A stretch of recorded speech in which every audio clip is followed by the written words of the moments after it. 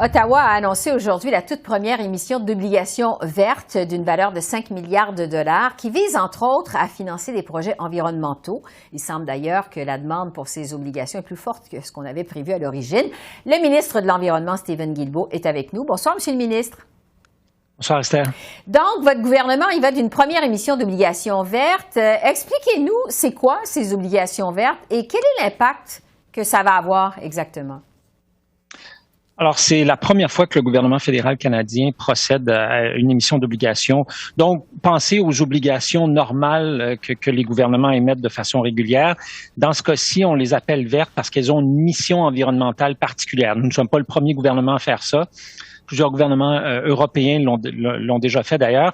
Alors, ce que c'est essentiellement, c'est une façon pour le gouvernement de proposer au secteur privé, aux investisseurs, de participer avec nous au financement de la transition verte.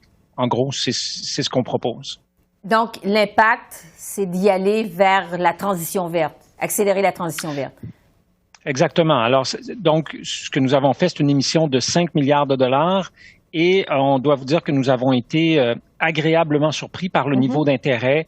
Il y a eu plus que 2 fois la demande pour les obligations que ce que nous avions prévu. Et donc, ce que ça va nous permettre de faire, c'est de financer des projets en transport, des projets en efficacité énergétique, des projets, par exemple, au niveau du reboisement. On veut planter 2 milliards d'arbres d'ici 2030. Alors, ces argents-là que nous avons reçus du secteur privé vont être investis dans des programmes qui visent soit à réduire les émissions de gaz à effet de serre, soit à rebâtir notre capital naturel au Canada. Je veux revenir avec vous sur l'accord de principe surprise qui a été annoncé hier entre votre gouvernement et le NPD pour vous garder en fait au pouvoir jusqu'en 2025. Est-ce que vous, Monsieur le ministre, vous avez le sentiment qu'on a respecté d'abord la volonté des Canadiens telle qu'exprimée lors de la dernière élection au mois de septembre? Je pense que oui, tout à fait. Plusieurs personnes nous ont dit qu'on ne voulait plus d'élections pendant un bout de temps. Alors, je pense que peu de gens vont se plaindre du fait que, là, on leur dit qu'il n'y aura pas d'élections avant 2025, d'une part. D'autre part, je pense que quand on regarde les plateformes du NPD et la nôtre lors de la dernière campagne électorale, beaucoup de similitudes, à la fois sur les questions sociales, sur les questions environnementales, la question de la lutte au changement climatique. Donc, je pense qu'il y avait déjà un bon alignement des planètes. Oui, parce que vous parlez justement des plateformes. Il y a une partie de l'entente entre les libéraux et les néo-démocrates qui porte sur l'environnement. Votre gouvernement s'est engagé envers le NPD, entre autres, à s'attaquer à la crise climatique. Il semble y avoir quand même rien de nouveau en matière d'environnement dans cette entente. Concrètement, est-ce que ça va changer quelque chose? Ça va changer dans ma lettre de mandat, donc les instructions que le premier ministre, m'a données ne changent pas. Alors, j'ai toute une liste de choses que je dois faire.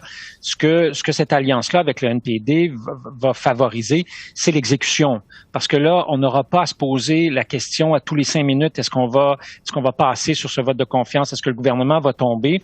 On va pouvoir travailler à faire avancer les choses pour la population du Canada.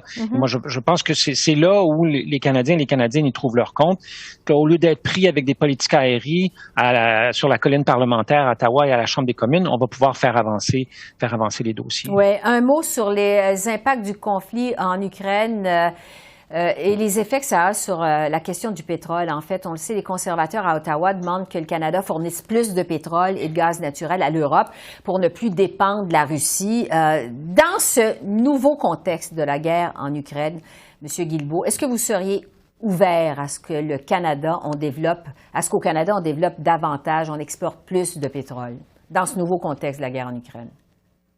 Au cours des dernières semaines, j'ai eu plusieurs conversations avec les Allemands, les Français, les Britanniques. Je parlais à l'envoyé spécial du président américain sur les changements climatiques, John Kerry, dimanche dernier. Et le consensus est assez clair et on a d'ailleurs entendu la présidente de l'Union européenne là-dessus dire la meilleure façon de réduire notre dépendance au pétrole et au gaz russe, c'est de réduire notre dépendance au pétrole et au gaz tout court. Alors, ce que l'Europe veut faire, c'est accélérer son virage vers la transition énergétique. Et à ce titre-là, moi, je pense qu'il y a beaucoup de choses que le Canada peut faire pour aider l'Europe rapidement sur ce terrain-là. Nous sommes le 10e plus grand producteur d'hydrogène au monde, par exemple.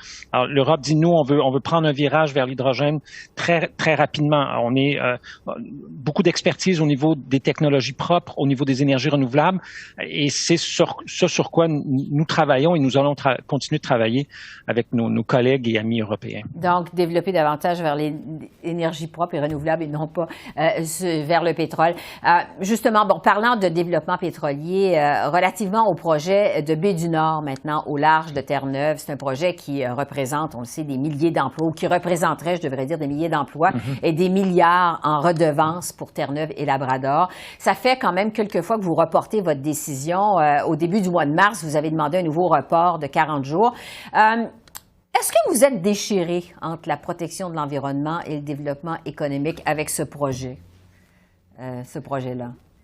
Esther, je vous dirais que l'objectif de l'évaluation environnementale, tout projet, peu importe lequel, on peut penser à un projet pétrolier, mais on peut penser à un projet de parc d'éolien, on peut penser à un projet de transport collectif. Tout nouveau projet d'activité humaine a des impacts sur l'environnement. Et le but de l'évaluation environnementale, c'est et d'ailleurs, on a modernisé le régime canadien parce que sous le gouvernement un peu, il avait été à toute fin pratique aboli.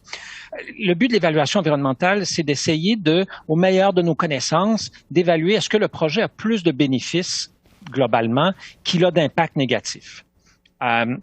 Donc, dans tout projet, il faut essayer de trouver cet équilibre-là, et c'est ça sur quoi je travaille. Ouais. C'est un dossier qui est complexe, beaucoup d'informations, notamment d'informations scientifiques à revoir, à analyser. J'ai reçu une recommandation de l'Agence d'évaluation environnementale, et je pense que tout ce que je demande essentiellement, c'est d'avoir un peu de temps pour bien faire mes devoirs. Bon, vous dites, je demande un peu de temps. On peut s'attendre justement à une décision quand dans ce projet de Baie du Nord?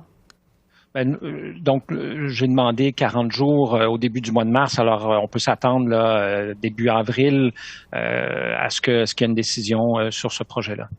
Si jamais vous allez de l'avant, parce que bon, c'est une possibilité, est-ce que ça pourrait remettre en question votre objectif de carboneutralité au plus tard en 2050, vous croyez? Soyons très clairs, nos objectifs en matière de réduction d'émissions de gaz à effet de serre sont d'une très grande importance pour nous, et il y a rien on peut pas espérer avoir une société prospère si on ne s'attaque pas à la crise climatique. On le voit, les impacts des changements climatiques ici au Canada et partout ailleurs, mais on n'a qu'à regarder ce qui s'est passé en Colombie-Britannique depuis un an. Le dôme de chaleur, des feux de forêt, des inondations pratiquement inégalées au pays. Alors, il faut s'attaquer au changement climatique, et c'est pourquoi je déposerai la semaine prochaine au Parlement le premier plan de réduction des émissions de gaz à effet de serre qui montrera à la fois aux parlementaires mais à la population en général tout ce qu'on a fait jusqu'à maintenant en matière de lutte au changement climatique, où nous sommes rendus dans l'atteinte de nos objectifs, et qu'est-ce qu'on doit faire entre maintenant et 2030 pour arriver à atteindre nos objectifs de 2030. Steven Guilbeault, ministre de l'Environnement, merci beaucoup. Merci. Merci à vous, Esther. Au revoir.